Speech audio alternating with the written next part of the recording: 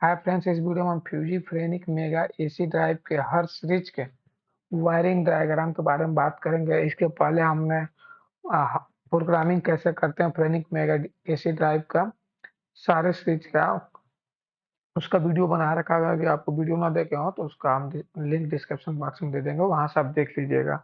तब ये जो आपके सामने ये ड्राइंग दिख रहा है, ये फ्यूजी के फ्रेनिक मेगा सीरीज का है। मॉडल जीबी, मॉडल सी, ठीक है, विथआउट CNA FM2 सीरीज में है। स्टैंड अप बोर्ड है या स्टैंड अप ब्लॉक डायग्राम है। तो इसमें सबसे पहले हम बात कर लेते हैं आपका यहाँ पे थोड़ा सा बड़ा करते हैं। यहाँ देखिए, यहाँ पे इसमें 3 पॉइंट होता है। एक तो होता है आपका एल L1 L2 L3 या RST, ये 3 फेज सप्लाई होता है। 440 वोल्ट, 380, 440 जो आपको 50 और 60 हर्ट्ज पे जो सप्लाई देना हो दे सकते हैं। बीच में आप यहाँ पे MCCB या कोई भी कंडक्टर लगाना चाहते हैं तो वहां से लगा कर डायरेक्ट दे सकते हैं, या आप यहाँ पे ट्रांसफार्मर के थ्रू भी दे सकते हैं एज ए रिक्वायरमेंट। मतलब ये वाला जो पॉइंट है ये 3 फेज AC का है, ठीक है। ये R0 T0 की आवश्यकता नहीं पड़ता है। ये इसमें नोट जो होता है ऑक्सिलरी इनपुट ऑलरेडी रहता है, इसमें इसकी कोई जरूरत नहीं है। उसके बाद से इधर आप देखेंगे, यहाँ तो DVR है, यहाँ पे DVR लगाते हैं P1 और P+ DVR। अगर आपको शॉर्ट करेंगे ध्यान रहे, अगर DVR है तो इस पॉइंट पे लगाते हैं। ये हो गया आपका DVR का, यहाँ पे डिटेल फंक्शन समझा रखा है। अब हम बात कर लेंगे आउटपुट का। तो UVW जो होता है इसका आउटपुट होता है। आप यहाँ पे चाहे तो कोई कंडक्टर या कुछ भी लगा के दे सकते हैं। अगर नहीं है तो कोई जरूरत नहीं है, चाहे तो आप यहाँ पे लाइन रिएक्टर लगा के दे सकते हैं। यहाँ पे इनपुट में भी लाइन रिएक्टर लगा सकते हैं, वो आपका मर्जी है, आप कैसे क्या करते हो। अगर नहीं है तो डायरेक्ट भी दे सकते हो, ठीक है। ये हो गया। ये आप ये जो देख रहे हो C1 और 11, ये थर्मिस्टर के लिए है। अगर थर्मिस्टर में इस मोटर के सेफ्टी के लिए लगाना चाहें तो लगा सकते हैं। उसके बाद से अब थोड़ा सा और हम बात करेंगे, यहाँ पे मेन जो इसका फंक्शन है उस पर बात करेंगे। अभी आप जो देखो यहाँ से ये DI1, DI2, DI3, DI4, DI5, 5 DI है। आप इसको अपने हिसाब से प्रोग्रामिंग कर सकते हो। X1 से X5 टर्मिनल होगा, जो अभी हम आपका इसका टर्मिनल डायग्राम भी दिखा देंगे, वहां समझ में आएगा डिटेल में। तो इसको अपने हिसाब से रिसेट का, रन का, फॉरवर्ड रन का, जो जैसा आपको DI चाहिए ले सकते हो। ये फॉरवर्ड रन कमांड है और ये रिवर्स रन कमांड है, 2 एक्स्ट्रा है। उसके बाद से ये है, इतना DI है मल्टीपल फंक्शंस के लिए। तो एक आपको अपने हिसाब से जो लेना हो ले सकते हो। इन सारे DIO का प्रोग्राम कैसे करते हैं इसका वीडियो बना रखा है, जिसका लिंक हम डिस्क्रिप्शन बॉक्स में दे देंगे, वहां से आप देख लीजिएगा। तो ये हो गया इसका टर्मिनल। अब एक चीज ध्यान ध्यान दें, यहाँ से 24 वोल्ट आ रहा है। अगर सोर्स टाइप आपका होगा तो यहाँ से 24 वोल्ट आएगा। ये वाला जो पॉइंट आप CM देख रहे हो ये 24 वोल्ट होगा, ठीक है। ये कॉमन रहेंगे। जैसे आपने सपोज करिए एक रीसेट करना ड्राइव को, तो आपने एक रीसेट का पुश बटन लगाया, तो एक तो CM से डायरेक्ट चला जाएगा, और जो दूसरा नो कांटेक्ट होगा वहां से उठ के आके आपके, अगर बाय डिफॉल्ट देखे तो रीसेट के लिए इसमें कोई दे रखा है, नहीं दे रखा, कोई बात नहीं। आप किसी एक पॉइंट मान लीजिए X1 पे लगा दिए, तो X1 पे लगा देंगे और इसमें सेलेक्ट कर लेंगे अपना जो आपको रीसेट पॉइंट सेलेक्ट कर लेंगे। तो ऐसे होता है। मान लीजिए उसी तरह आपको अगर फॉरवर्ड में रन कराना है, रन कमांड देना है उस बटन से, तो 24 वोल्ट यहाँ से जाएगा कॉमन पॉइंट से, और दूसरा जो पॉइंट होगा उससे उठ के यहाँ पे आके लग जाएगा। इसी तरह रिवर्स का है, तो एज ए रिक्वायरमेंट आप लगा सकते हैं। अब इसमें रेफरेंस कैसे देंगे? रेफरेंस कई तरह से दे सकते हैं। या तो आप चाहें तो 0 से 20 मिली एम्पियर या 4 से 20 मिली एम्पियर भी आप दे सकते हैं। इस वाले पॉइंट से प्लस और माइनस, यहाँ से एक तो 11 नंबर पे और एक C1 पे, अगर आपके पास ये है तो। आपके पास अगर डीसी डीसी सोर्स है इनपुट में तो दे सकते हैं यहाँ पे। अगर आपके पास करंट करंट में नहीं है, कोई बात नहीं। अगर आप इसको चाहते हैं क्या नाम है, 0 से 10 वोल्ट देना, तो 0 से 10 वोल्ट देने के लिए एक तो आप यहाँ पे लगा देंगे 0 वोल्ट 11 पे, और प्लस 10 वोल्ट के लिए आप यहाँ पे लगा देंगे, तो 0 से 10 वोल्ट आपका यहाँ से जाने लगेगा, ठीक है। अगर आपके पास पोर्ट है तो 11, 12, 13 ये तीनों टर्मिनल यूज करेंगे। जो पोर्ट का 0 वोल्ट होगा वो 11 पे लगाएंगे, जो मिडिल वाला होगा 12 पे लगाएंगे, और जो 10 वोल्ट के लिए डिजाइन किया होगा वो वाला 13 पे लगाएंगे। तो इससे पोर्ट से इनपुट जाएगा और प्रोग्राम में जाकर सेलेक्ट करना पड़ता है कि आपने इनपुट कैसे लिया है, पोर्ट के थ्रू लिया है, डीसी लिया है, जो भी लिया है किसी टर्मिनल के थ्रू लिया है, तो वो वहाँ पे प्रोग्रामिंग में सेलेक्ट करना होता है। कैसे सिलेक्ट होता है ये सारा हमने उस वीडियो में बता रखा है। तो यहाँ से आप पोर्ट का दे देंगे, पोर्ट का टर्मिनल 11 12 13 है। अगर आपके पास पोर्ट नहीं है, डीसी करंट देना है इन 4 से 20 मिली एम्पियर, तो आप यहाँ से दे सकते हो। 0 से 10 वोल्ट देना है तो भी आप यहाँ से दे सकते हो और यहाँ पे सिलेक्शन ले लोगे। 0 से 10 वोल्ट के लिए अगर आपको देना है तो C1 और 11, और 0 से 20 मिली एम्पियर या 4 से 20 मिली एम्पियर या 0 से 20 मिली एम्पियर देना है तो भी आप C1 और 11 लोगे डीसी में, और प्रोग्रामिंग में आप वहाँ पे करंट या वोल्टेज सेलेक्ट करोगे, उसके हिसाब से आपका रेफरेंस जाएगा। अगर पोर्ट के थ्रू देना है तो आप यहाँ से 11 12 13 पे इजिली लगा लीजिएगा। तो ये हो गया आपका डीआई का हो गया और इसका हो गया। अब हम बात करेंगे एनालॉग आउटपुट में आप क्या क्या लेना चाहते हैं। ठीक है, तो एनालॉग आउटपुट आप जो ये देख रहे हो ट्रांजिस्टर आउटपुट है। मोटर ओवरलोड के लिए अगर ट्रांजिस्टर आउटपुट में आप कुछ लेना चाहते हो तो यहाँ से ले सकते हैं।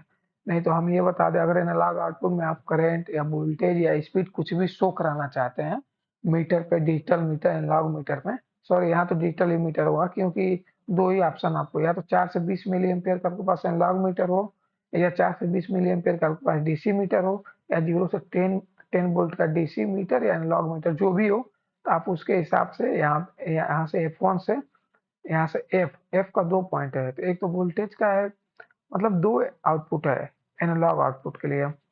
तो एक तो वोल्टेज का है, करंट का है।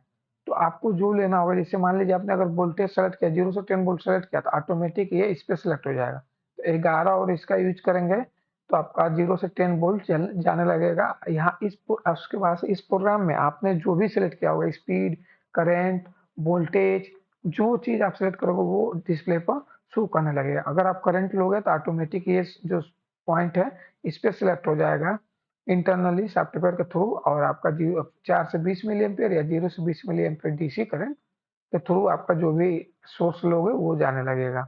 उसी तरह FM2 है, यहाँ से आप 4 से 20 मिली एम्पियर या 0 से 20 मिली एम्पियर 0 से 10 वोल्ट जो भी लेना चाहते हो ले सकते हो सिलेक्शन। उसके बाद से जो आउटपुट आपको चाहिए वो यहाँ से आउटपुट शो करा सकते हो। जैसे सपोज करिए कि आपको दो आउटपुट कराना है, एक करंट का एक वोल्टेज का। तो अगर आपने इसमें वोल्टेज ले लिया तो इसमें आप करंट ले लो, और इसमें वोल्टेज ले लिया तो इसमें करंट ले लो, आपके ऊपर निर्भर करता है। ये भी 11 से FM2 होगा, ये 11 से FM1 होगा। तो इस तरह तो इसका ये बेसिक ब्लॉक डायग्राम है जो मेन आपको डिटेल समझने को मिल जाएगा। जब आप इसका मैनुअल देखोगे ना तो वहां से आपको फुल डिटेल्स मिल जाएगा। इसका मैनुअल का भी लिंक हम डिस्क्रिप्शन बॉक्स में डाल देंगे, वहां से आप इसका मैनुअल देख सकते हो।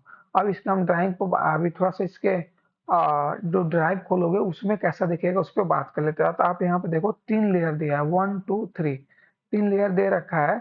इसमें से आप ये भी हमने जो लिया है छोटी ड्राइव है, तो इसमें देखो L1 L2 L3 दिखा रहा है, यानी RST दिखा रहा है। बड़ी ड्राइव लोगे तो उसमें बस बार आ जाएगा, उसका भी अभी हम आपको फोटो दिखा देते हैं। जैसे यहाँ से आप उसका भी फोटो देख लो। अगर बड़ी ड्राइव होगी तो ये आपका इनपुट हो जाएगा और ये आपका आउटपुट हो जाएगा। अगर छोटी ड्राइव है तो इस तरह आ जाएगा। ठीक है, यहाँ से ये आउटपुट निकल रहा है आपका, और ये P1 और ये P प्लस शॉर्ट है। ठीक है, तो यहाँ पर आप देखो Y YC Y3 4 FM1 FM2 X5 6 7 E1 NC, इस तरह टर्मिनल दे रखा है। तो आप यहाँ से जो भी चीज अपने हिसाब से जो चलाना चाहते हो चला सकते हो। आपको अपना प्रोग्रामिंग करना होगा। अगर सपोज करिए आपको यहाँ पे 11 है, 11 कॉमन पॉइंट है, यहाँ भी कॉमन है, ये कॉमन के थ्रू आप फॉरवर्ड रिवर्स कर सकते हो। ये तीसरे लाइन में है तो ये वाला है, यहाँ पे भी लिखा रहता है, आप यहाँ से भी इजीली देख सकते हैं। थोड़ा सा इसको बड़ा करते हैं, आप बहुत देखते हैं। ठीक है, तो आप यहाँ से भी देख सकते हैं इजीली, यहाँ भी लिखा रहता है, यहाँ दिख नहीं रहा है। जैसे आप यहाँ से आप अपना इसमें टर्मिनल कनेक्शन कर सकते हैं। अब तो ये हो गया आपका। अब हम बात करेंगे इसके रिले पर। रिले के बारे में थोड़ा सा समझ लेते हैं। इसमें रिले का कोई बात नहीं, इसमें रिले का, हाँ यहाँ पे दे रखा है रिले का। अगर आपको मान लीजिए ड्राइव का ट्रिप या रन का इंडिकेशन देना है तो आप यहाँ से दे सकते हैं। आपके सामने यहाँ पे रिले होगा, यहाँ से आप बीच वाला आपका बी कॉमन हो जाए, सॉरी सी कॉमन है और बी बी एन सी है और ए एन है। ये नॉर्मल कंडीशन में। अगर आपको रन का यहाँ पे जो सेलेक्ट करोगे, जैसे ट्रिप का, रन का, जो भी सेलेक्ट करोगे उसके हिसाब से यहाँ से आप कनेक्शन कर सकते हैं। तो ये हो गया आपका रिले और ये फुल डायग्राम हो गया। अब हम आएंगे इसके ड्राइंग पे, ठीक है। अब इसके हम ड्राइंग पे आते हैं। तो हमने अभी जो ड्राइंग बना रखा है उसमें सिंपली ड्राइव रन का फॉरवर्ड कमांड लिया है। तो यहाँ से टर्मिनल, यहाँ पे पहले हमने थ्री फेज इनपुट दिया, एक एमसीसीबी लगाया, उसके बाद एलआर लगा दिया है, उसके बाद फ्यूज लगाया, उसके बाद से यहाँ पे सप्लाई दे दिया है।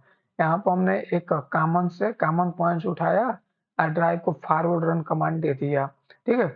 उसी प्रकार यहाँ से रीसेट के लिए एक हमने सी और एक्स5 यूज किया है। आपको बताए थे सी से डायरेक्ट चल जाएगा एक पॉइंट पेन के, दूसरा पॉइंट एक्स5 पे आ जाएगा, जो आप सेलेक्ट करना चाहते हो वहां से कर लेना। उसी तरह ड्राइव फॉल्ट के लिए जब ड्राइव ट्रिप कर जाएगी उस कंडीशन के लिए हमने ये वाला रिले यूज कर रखा है। और आरपीएम के लिए हमने 11 FM1 यूज किया है और करंट के लिए 11 FM2 यूज किया है। तो आपको अपने हिसाब से यूज सेलेक्ट करना है। और जो हमने रेफरेंस दे रहा हो वो पोर्ट के थ्रू दे रहा है 11, 12, 13 पे। तो और यहाँ पे P1 P प्लस शॉर्ट है क्योंकि हमने डीवीआर यूज नहीं किया। यहाँ से ई व्यू डब्ल्यू से आउटपुट निकल जाएगा, ठीक है। और यहाँ पे थोड़ा सा, चूंकि अब ड्राइव है, एक बार हम पुश बटन दाब देंगे तो ड्राइव तो हमेशा के लिए आउटपुट तो जाएगा नहीं, तो इसको लैच कराना पड़ेगा। उसके लिए हमने क्या किया, एक तो यहाँ पे स्टॉप बटन लगाया। सबसे पहले एमपीसीबी से सप्लाई आई, स्टॉप बटन, उसके बाद से स्टार्ट और R2 रिले के थ्रू इनों से इसको लैच कर दिया है। और उसके बाद से एक एक लाइट भी ले लिया है जो इस रिले के ही इस रिले के ही एनो से आया है। तो जैसे ही हम पुश बटन प्रेस करेंगे ये वाला, तो आउटपुट मिल जाएगा, लाइट जल जाएगा और ये होल्ड हो जाएगा। जैसे ही स्टॉप बटन प्रेस करेंगे तो सप्लाई कट जाएगी, तो सब आपका सर्किट ऑफ हो जाएगा, यानी ड्राइव ऑफ हो जाएगा। तो इस तरह से हम इसका लॉजिक सॉरी कंट्रोल ड्राइंग बनाते हैं, पावर ड्राइंग, कंट्रोल ड्राइंग। और सारा डिटेल आपको बता दिए हैं। अगर वीडियो पसंद आए तो लाइक करें, शेयर करें, सब्सक्राइब भी करें।